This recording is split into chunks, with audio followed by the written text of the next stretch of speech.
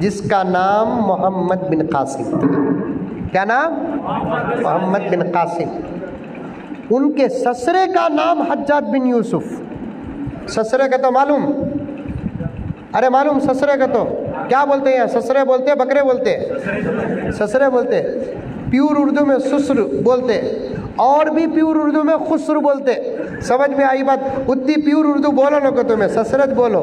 एक नौजवान जुमे के मौके पर अपने ससरे को बुला लगा को प्योर उर्दू में इंट्रोड्यूस करा रहा है। अशफी साहब तवज्जो चाहता हूँ, इन्हों हमारे खुसूर कराए। मुझे समझ में आया नहीं, खुसूर तो गलती को बोलते सो। इन्हों बूढ़े मियाँ को दिखा को हमारे खुसूर कराए। ये उम्र में इन्हों क्या खुसूर करे रंगे बोल कर रहा है। इन्हों हमारे खुसूर, मतलब क्या भी किस्सा, क्या क्या नाम का खुसूर हजरत, फिर समझ में नहीं आया क्या भी बोल रही आप। हमारे ससरे हजरत बोलो ना जी वही साहब। बाद में समझ में आया इन्हें खुसर को खुसूर बोल रहा है सो। मैं भी दिल में सोचा तुझे बेटी देखो इनका खुसूर ही छुआ है। तुझे बेटी देखो इनका खुसूर ही छुआ है सो। अल्लाह अकबर। मोहम्मद बिन कासिम के ससरे का नाम क्या? हज्जाज बिन यूसुफ। जालिमों में ज़बरदस्त जालिम। फिर भी उसकी हकीकत थानवी लिखते हैं हाफिज कुरान था वो।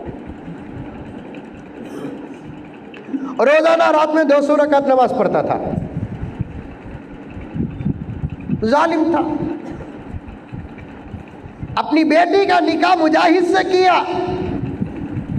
17 साल की उम्र में सारी दुनिया में मोहम्मद बिन कासिम की ताकत का चर्चा था। दुश्मनान इस्लाम और दीगर ममालिक वाले इस यकीन पर आ गए थे जहां मोहम्मद बिन कासिम कदम रखता वो ज़मीन उसकी हो जाती। 17 साल हिंदुस्तान में उस वक्त औरतों पर बड़ा जुल्म होता था। मेरे पास वक्त नहीं, आप समझदार हैं, कसम अल्लाह की वक्त होता तो बताता औरतों पर जुल्म कौन किए, रहम कौन किए। ये सूरज की तरह वाज़े है, फिर भी इल्ज़ाम हमारे ऊपर लगाते हैं। हजरत बाबर से लेकर हजरत टीपू सुल्तान शहीद रहमतुल्लाह अलैह तक की तारीख हमारे पास पूरी पूरी महफूज है। किसी बादशाह के दौर में बादशाह की वजह से औरतों पर जुल्म का एक सफ़ा नहीं मिलेगा। औरतों पर बड़ा जुल्म होता था।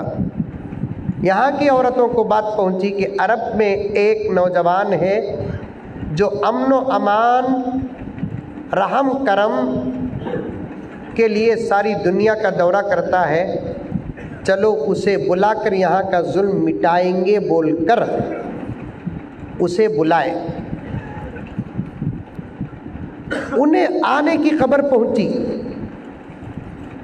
तवज्जो से सुनो, अक्सर वाक़िया काटते कटाते मैं पेश कर रहा हूँ। उन्हें आने की खबर पहुंची। यहाँ उस ज़माने में सबसे ज़्यादा जुल्म जिस बादशाह और राजा के राज में होता था, उस राजा का नाम राजा दाहिर था। राजा दाहिर को पता चला कि मोहम्मद बिन कासिम फ़ौज के साथ आ रहा है। उन्हें अपनी हुकूमत में मशवरा किया क्या करना। एक वज़ीर ने राय दी कि मुकाबला करो। एक वज़ीर ने राय दी कि मुकाबला करने से कुछ नहीं होगा, इसलिए कि लड़ने वाला ऐसा है कि उन्हें जीने की उम्मीद पर लड़ता नहीं, मरने की उम्मीद पर लड़ता है। जीने की उम्मीद पर लड़ने वालों से लड़ सकते हैं, जिसकी ख्वाहिश ही मौत है उससे क्या लड़कर जीतेंगे। बेहतर है हथियार डाल दो। और एक वजीर उठा, उन्हें बोला काम करो राजा, एक कोशिश कर को देखेंगे। उन्होंने आने के रास्ते में एक पुल है, वो पुल तोड़ डालो। फिर भी हजरत मोहम्मद बिन कासिम आगे। इधर राजा को मालूम होगा। अब राजा फिर मशवरा रखा तो एक पंडित बोला, डरने की कोई ज़रूरत नहीं राजा साहब, मेरे पास एक मंत्र है, मैं पढ़ा तो उन्हें कहा है कि वहाँ ज़मीन में दफन हो जाता। राजा बोला पढ़ो पढ़ो पढ़ो पढ़ो। पंडित बोलिया वो मंत्र यहाँ वहाँ पढ़ने का नहीं, अब तब पढ़ने का नहीं, उसे पढ़ने के लिए जगह भी मुनासिब होना, उसे पढ़ने के लिए वक्त भी मुनासिब होना, और मैं वो सबके सामने नहीं पढ़ सकता क्योंकि मसला तुम्हारा है, या तो तुम्हें मेरे साथ रहना नहीं तो रानी मेरे साथ रहना, तब जाकर मैं मंत्र पढ़ूंगा। एक काम करो राजा साहब, कल काली रात है, कल मैं मंत्र पढ़ता हूँ, आप मेरे साथ आ गए, फिर कुछ मुल्क में हो गया, बड़ा नुकसान होगा, आप रानी को भेज दीजिए, मंत्र पढ़कर मैं आता हूँ। रानी भी भरोसा कर कर चले गई मंत्र पढ़ने के लिए। काली रात को जंगल के एक मुनासिब मकाम पर पहुंचकर रानी को बिठाकर मंत्र शुरू करता है। पढ़ने वाला मंत्र नहीं, देखने वाला मंत्र शुरू करता है। समझो, अब घूर घूर कर देख रहा रानी को। औरत का एक मिजाज है, जितनी भोली रहती उतनी होशियार भी रहती उन्हें। देखने वालों के निगाह को परखने का मिजाज जो औरत के पास है वो मर्दों के पास नहीं। रानी बोली, पंडित क्या इतने गौर से देख रहे हैं, निगाह में फुतूर नज़र आ रहा है, मंत्र पढ़ो जाएंगे। तो पंडित बोलिया, मंत्र पढ़ने नहीं आया, पाने आया।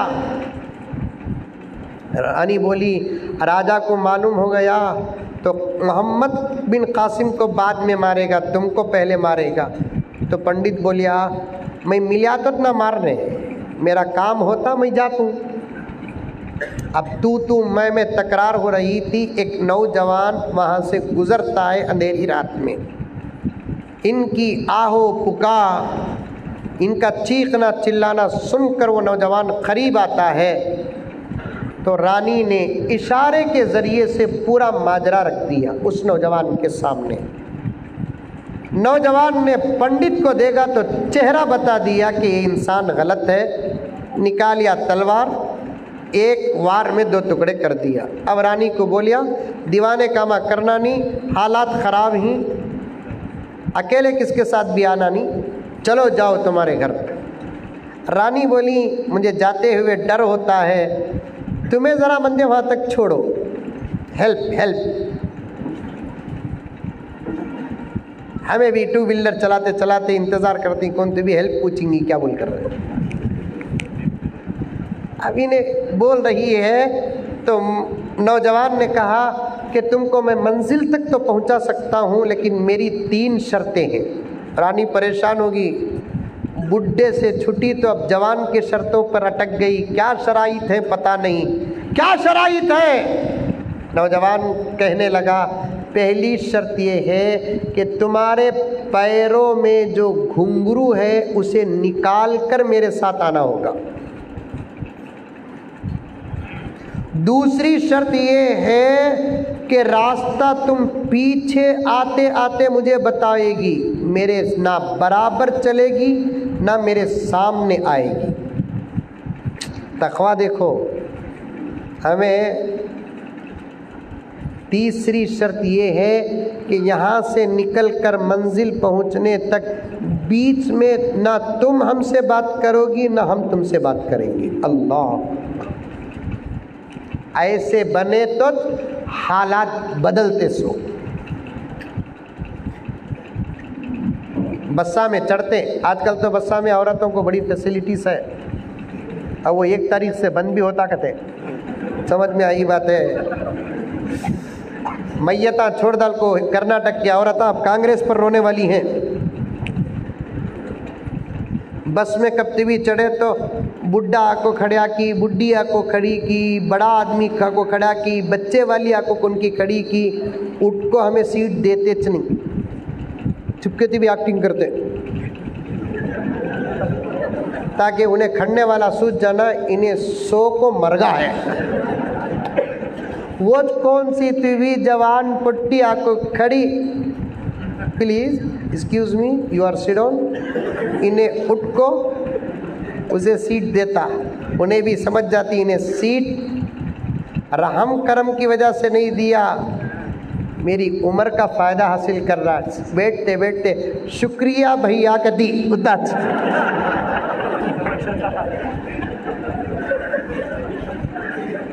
ऐसा गुस्सा आता, मुर्गी की मुंडी फिराओ कदा जान। क्या शर्ता ये देखो, घुंघरू निकालो, पीछे आओ, रास्ते में बात न करो। पूरी रात सफ़र करके सुबह के वक्त मंजिल आई।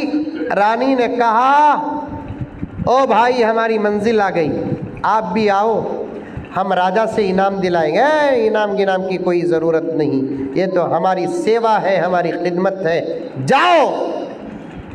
रानी ने पूछा, जाते जाते कम से कम तुम्हारा नाम तो बताते जाओ, तुम कौन हो ये बताओ। तो तब जाकर वो नौजवान कहता है, रानी साहिबा, जिसको ख़त्म करने के लिए मंत्र पढ़ने के लिए आई थी ना, वो कोई और नहीं, मैं ही हूँ। अच्छा, तुम ही मोहम्मद बिन कासिम हो, इतने शरीफ इस उम्र में? हाँ,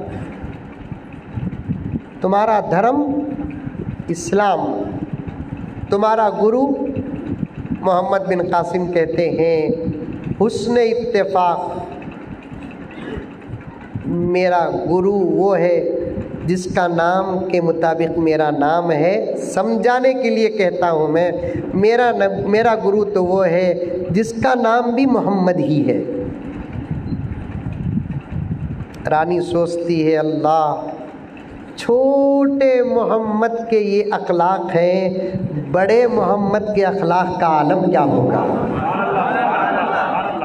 देख ले को खड़गी लिखा है, देख ले को खड़गी, ये उम्र, ये अखलाक।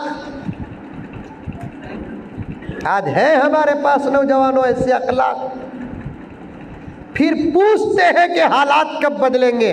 कुरान कहता है नहीं बदलेंगे तेरे हालात जब तक तो नहीं बदलेगा, जब तक तो नहीं बदलेगा।